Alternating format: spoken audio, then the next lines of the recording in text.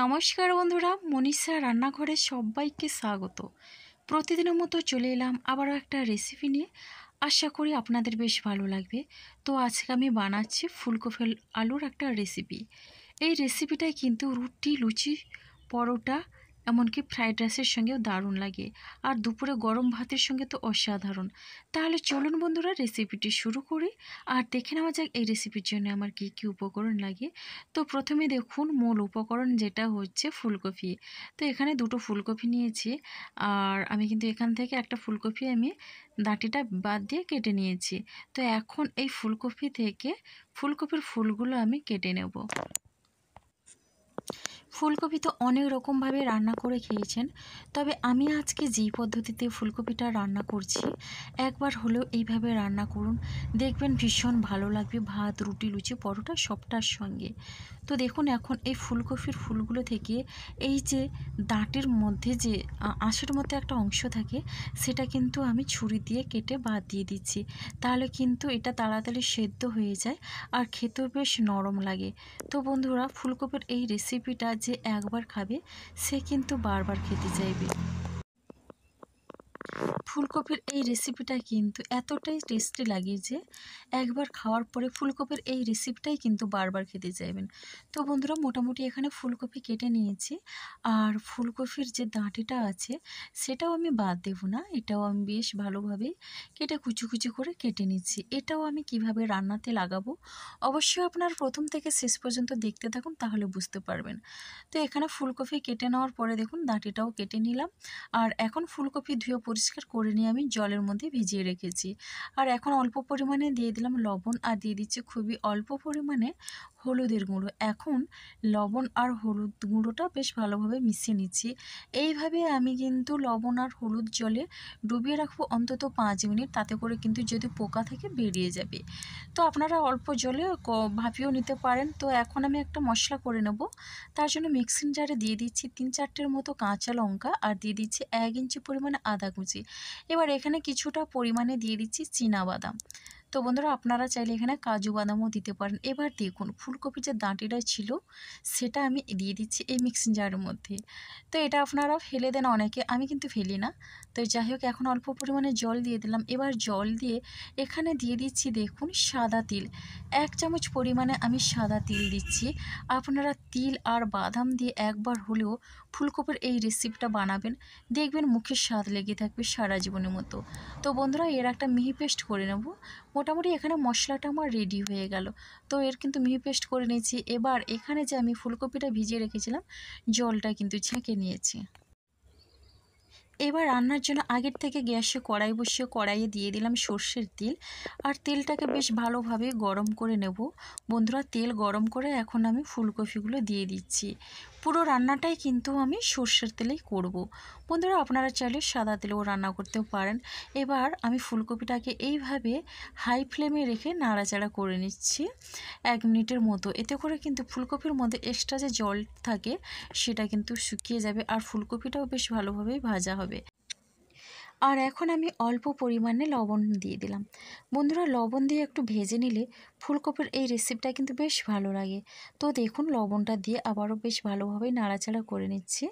আর ফুলকপিটাকে একটু লাল করে ভেজে নিলে দারুণ লাগবে খেতে। এখন ঢাকনা দিয়ে কিন্তু আমি এটা মিডিয়াম ফ্লেমে ভেজে নেব। এবার ঢাকনা খুলে আমি নেড়ে চেড়ে নিচ্ছি, আর দেখুন ফুলকপি থেকে অল্প একটু জল ছেড়েছে। তো এইভাবে নাড়াচাড়া করে নিচ্ছি, আর ফুলকপির একটু কালার চেঞ্জ হলে কিন্তু নামিয়ে নেব। তো একটা ফুলকপি কিন্তু ভাজা হয়নি ঠিকঠাক, সেগুলো আমি এভাবে উল্টে নিচ্ছি। তো এইরকম উল্টে পাল্টে করে ফুলকপিটাকে ভেজে নেব। আপনারা চাইলে কিন্তু এখানে ডুবো তেলে ফুলকপিগুলোকে ভেজে নিতে পারেন, তবে আমি এখানে কিন্তু অল্প তেলে ফুলকপিগুলোকে বেশ সুন্দরভাবে ভেজে নিচ্ছি, আর ঢাকনা দিয়ে দিয়ে। এতে করে কিন্তু ফুলকপিটা সেদ্ধও হবে আর বেশ ভালোভাবে ভাজাও হবে। তো বন্ধুরা দেখুন, এইভাবে করে কিন্তু ফুলকপিটা আমি ভেজে নিলাম, আর এখন আমি ফুলকপিগুলো তুলে নিচ্ছি। দেখেই বুঝতে পারছেন ফুলকপি কত সুন্দরভাবে আমার ভাজা হয়ে গেছে। আর এখন আমি ফুলকপি ভেজে তুলে নেওয়ার পরে ওই তেলের মধ্যে আরও এখানে দিয়ে দিয়েছি 3 থেকে 4 চামচের মতো সর্ষের তেল। বন্ধুরা, এখানেও তেলটা বেশ ভালোভাবে গরম করে নিয়ে এখন আমি তেলের মধ্যে দিয়ে দিচ্ছি গোটা গরম মশলা, এলাচ, লবঙ্গ আর দারচিনি। তো বন্ধুরা দেখুন, এরপরে এখানে দিয়ে দিচ্ছি একটা শুকনো লঙ্কা কেটে, এরপরে দিয়ে দিচ্ছি হাফ চামচ পরিমাণে গোটা সাদা জিরে। তো বন্ধুরা ফোড়ন থেকে একটা মিষ্টি গন্ধ বেরোলেই এখানে আমি দিয়ে দিচ্ছি আগের থেকে যে মশলার পেস্ট রেডি করে রেখেছিলাম, ওই মশলার পেস্ট দিয়ে দিচ্ছি। এই মশলাটা দিলে কিন্তু ফুলকপির এই রেসিপিটা দুর্দান্ত লাগে খেতে। তো এরপরে আমি একটু নাড়াচাড়া করে নিচ্ছি, আর এই সময় কিন্তু গ্যাসের ফ্লেমটা আমি লোতে রেখেছি, আর লোতে রেখে কিন্তু মশলাটা কষাবো, তাহলে কিন্তু মশলা বেশ ভালোভাবে কষানো হবে, কোনো কিন্তু পুড়ে যাবে না।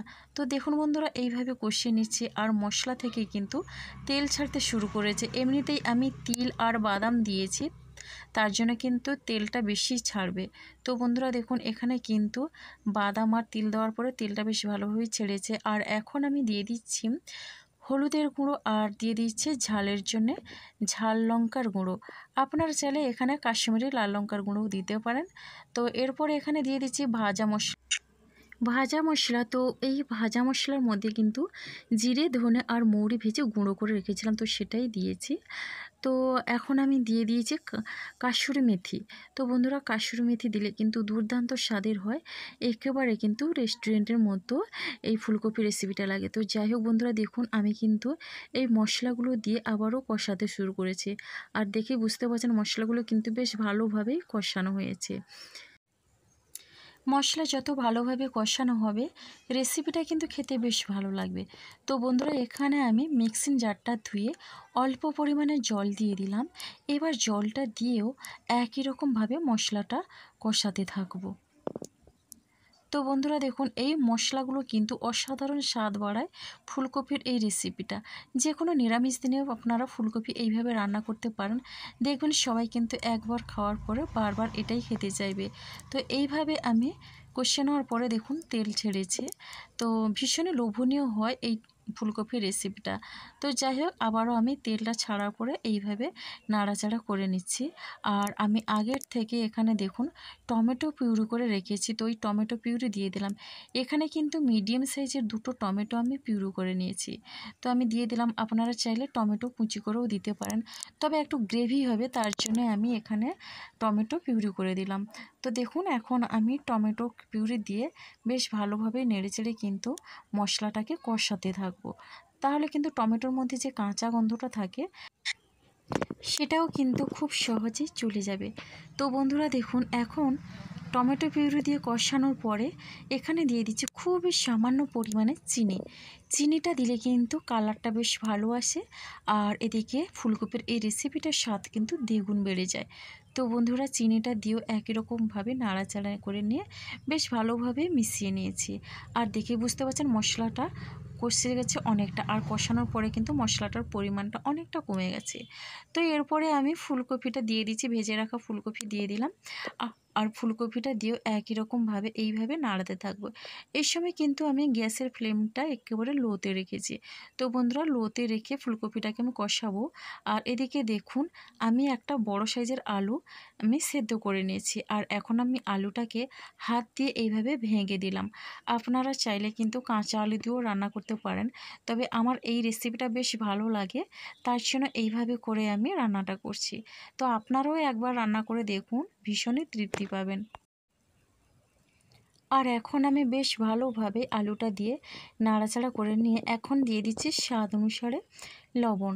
বন্ধুরা লবণ দিয়েও একই রকমভাবে নাড়াচাড়া করে নিলাম। আপনারা কিন্তু ভিডিওটি ফুল ওয়াচ করে কমেন্ট করবেন, কেননা অনেকেই কমেন্ট করে দেন ভিডিওতে ভুলভাল, কেননা ফুল ভিডিও দেখে না, তার জন্য ভুলভাল কমেন্ট করেন। তো এইভাবে নেড়ে চেড়ে নেওয়ার পরে আমি ঢাকনা দিয়ে একেবারে লো ফ্লেমে কষিয়ে নিয়েছি। দেখুন এখান থেকে কিন্তু জল ছেড়েছে। তো এইভাবে লো ফ্লেমে কষিয়ে নেওয়ার পরে কিন্তু কি হয় ফুলকপিটা কিন্তু সেদ্ধ হয়ে যায় অনেকটা। তো দেখুন ঢাকনা দিয়ে দিয়ে আমি এইভাবে রান্না করে নেব। আর এখন নেড়ে চেড়ে নিয়ে এখানে দিয়ে দিচ্ছি জল। তো আমি যেই বাটিতে ফুলকপি ভেজে রেখেছিলাম সেই বাটিতে করে জলটা দিয়ে দিচ্ছি। আর এখানে কিন্তু বেশি জল দেওয়ার প্রয়োজন নেই, যেহেতু ফুলকপিটা কিন্তু একেবারে 50%-এর মতো সেদ্ধ হয়ে গেছে। আর এদিকে আমার আলুটা তো সেদ্ধ করা আছে। তো প্রথমে আমি একটু জল দিয়ে নাড়াচাড়া করে নিলাম, আবারও একটু জল দিয়ে দিলাম, বেশি জল দেওয়ার প্রয়োজন নেই। তো দেখুন বন্ধুরা জলটা দিয়ে মিশিয়ে নিচ্ছি। আর এটা কিন্তু একটু ঝোল ঝোল থাকবে আর একটু গ্রেভিও হবে, একেবারে শুকনো করব না, এই রকম করে রান্না করে নেব, ভীষণই ভালো লাগবে। আপনারা যারা ফুলকপি পছন্দ করেন না, এইভাবে হলে একবার রান্না করুন, দেখবেন বেশ ভালো লাগবে। তো এখন দেখুন এখানে আমি ঢাকনা চাপা দিয়ে রান্না করে নেব। তার আগে দিয়ে দিচ্ছি আমি খুবই সামান্য পরিমাণে ধনেপাতা কুচি, আর দিয়ে দিচ্ছে গরম মশলা গুঁড়ো। এই গরম মশলা কিন্তু আমার বাড়িতে বানানো। তো বন্ধুরা এখন ধনেপাতা কুচি আর গরম মশলা গুঁড়ো দিয়ে আমি ঢাকনা চাপা দিয়ে কিন্তু 5-7 মিনিটের তো রান্না করে নিচ্ছি, একেবারে লো ফ্লেমে রেখে। তো দেখুন বন্ধুরা কালারটা কত সুন্দর এসছে। রেসিপি ভালো লাগলে লাইক, শেয়ার, কমেন্ট এবং সাবস্ক্রাইব করে আমার পাশে থাকবেন। তো নতুন বন্ধুরা এখনও যারা চ্যানেলটিকে সাবস্ক্রাইব করেননি, প্লিজ সাবস্ক্রাইব করে পাশে থাকা বেল আইকনটি প্রেস করে নোটিফিকেশান অল করে দেবেন, তাহলে কিন্তু সবার আগে আপনারা আমার নোটিফিকেশান পেয়ে যাবেন। বন্ধুরা দেখুন রেসিপিটা আমার রেডি হয়ে গেছে, আর এখন আমি গ্যাসটা বন্ধ করে ঢাকনা দিয়ে স্ট্যান্ডিং টাইমের জন্য রেখে দিলাম মোটামুটি 5 মিনিটের জন্য। 5 মিনিট পরে ফিরে এলাম। তো দেখুন বন্ধুরা কালারটা কতটা লোভনীয় হয়েছে।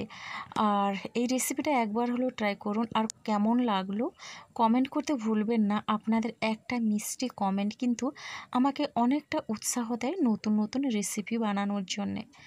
তো বন্ধুরা আজকের রেসিপিটা আমার এই পর্যন্ত, আর আগামীকাল আসবো আবারও একটা নতুন রেসিপি নিয়ে। আপনারা সবাই সুস্থ থাকুন, ভালো থাকুন। অসংখ্য ধন্যবাদ, আর অনেক অনেক ভালোবাসা রইল আমার সোনা বন্ধুদের জন্যে।